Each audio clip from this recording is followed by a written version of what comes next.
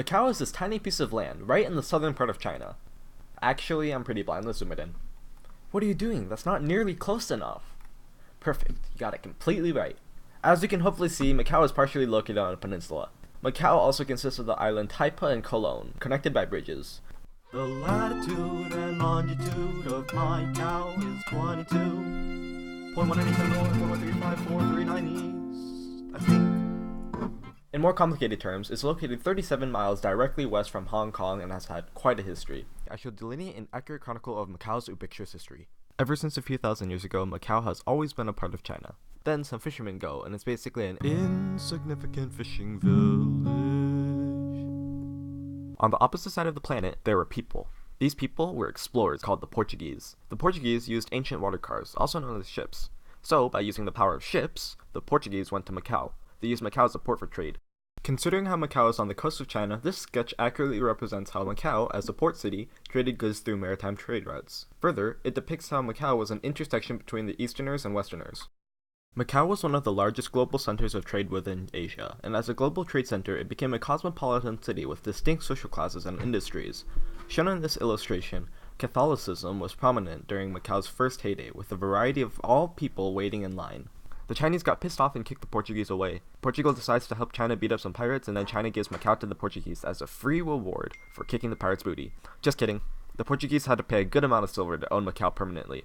They make their first Asian trading post, some Catholic college Jesuits come and feel like building some schools and churches. While they're busy building some nice churches, the Portuguese realize how cool a trading post is and start trading with India, Japan, China, and more. In the 1580s, some more Catholics, called the Dominicans, go to Macau and also feel like building some schools and churches. Oh yeah, some guy called King Philip II of Spain starts calling Macau the city of the name of God. Macau was a Portuguese port city in China, so what types of merchants were there? Portuguese and Chinese merchants. However, the Portuguese barely accounted for much of the population. They traded along three major routes, which included many other prominent cities and regions, such as Malacca, Goa, Lisbon, Guangzhou, Nagasaki, Manila, and Mexico. The route from Guangzhou to Macau to Nagasaki was the most profitable out of all of the maritime trade routes, due to the fact that the Portuguese were able to act as middlemen between the Chinese and the Japanese. They would ship Chinese silk to Japan and Japanese silver to China. Silk was a prominent commodity along trade routes, prized and profitable. Silver was used for the monetary system during the Ming dynasty, which is why China was so desperate for silver. Luckily, the Portuguese were able to obtain silver from Mexico and Japan, and profited largely due to that. Further, China banned direct trade with Japan in 1547, giving Macau a complete monopoly on trade with Japan and its products. Oh yeah, during Macau's first heyday, Also known as what I'm talking about now. it was part of the Portuguese. Now it's not the golden age of Macau. Not anymore. Japan stopped trading with Portugal, and so does East Asia, causing them to lose a lot of money. Suddenly, 20 years later, there is a battle. A battle called Battle of Macau. Some Dutch was attack and lose. The Portuguese decide to make a government but under the Chinese. Commerce in Macau is restricted to local trade. It's 1841 and British people take over Hong Kong, which pretty much completely overshadows Macau, and Macau starts to suffer. A few years later, the Portuguese made gambling legal in Macau. Then, they started persecuting the Chinese. And so, Macau became a port for Chinese slaves to go to Cuba and South America. The Chinese say, okay, and accept the Portuguese as overlords as Macau in the Treaty of Peking. Macau becomes an overseas province of Portugal, and they make a grand prix for themselves. Hong Kong and Macau make a non-crime syndicate. Riots occur because communism. Portugal got tired of dealing with Macau and tried to gift it to China but got rejected. Macau becomes Chinese territory under Portuguese administration, and the Portuguese feel like Macau is a dead cow. Macau goes international with their airport, the transfer of sovereignty gives China full control of Macau, and then Portugal realizes gambling is a thing and regrets their decision. Basically, at this point, American thingies make gambling places in Macau, and Macau gets rich and prospers, beats Las Vegas as the best way to indirectly prey on citizens' wages, and starts expanding.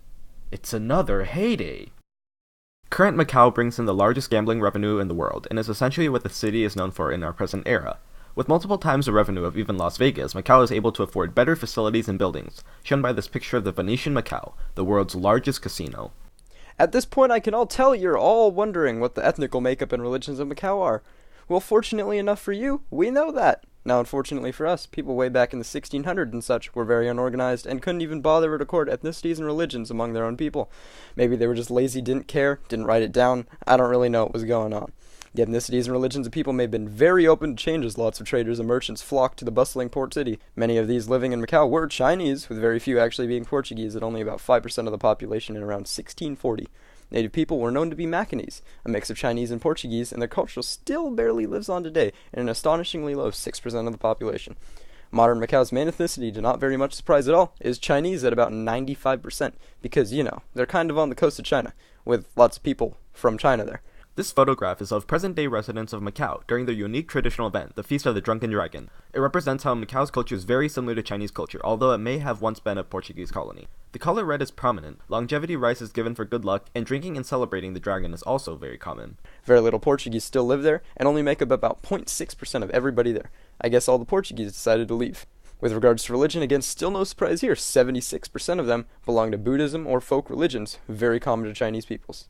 Even in the time of Macau's heyday, most people followed Chinese folk religions and Buddhism. Here's a pretty picture of a statue in Macau of Guanyin, a Buddhist bodhisattva representing mercy, kindness, compassion, and love. Macanese culture was heavily focused around a Buddhist and Chinese folk culture, mixed with a little bit of Portuguese values, with this statue mainly focusing on Buddhism. Christianity used to be prominent when they built schools and churches, but most Christians seem to have moved on away from Macau, leaving the current Christian population at around 7%. This is a statue of Matteo Ricci, an Italian priest. He was one of the founding people of the Jesuit China missions. The statue shows the significance of Christian spread and the influence it had to China at the time. Islam as well eventually reached Macau when many Muslims came along with the Portuguese army from South Asia. In the late 19th century, a single mosque was established and Islam grew and became decently popular, attracting upwards of thousands of people. Nowadays, that number has dwindled to a very pitiful 400. Islam and other small religions now make up less than 2% of the total population, and about 15% of people in Macau stay unaffiliated with any religions whatsoever. Things getting spicy.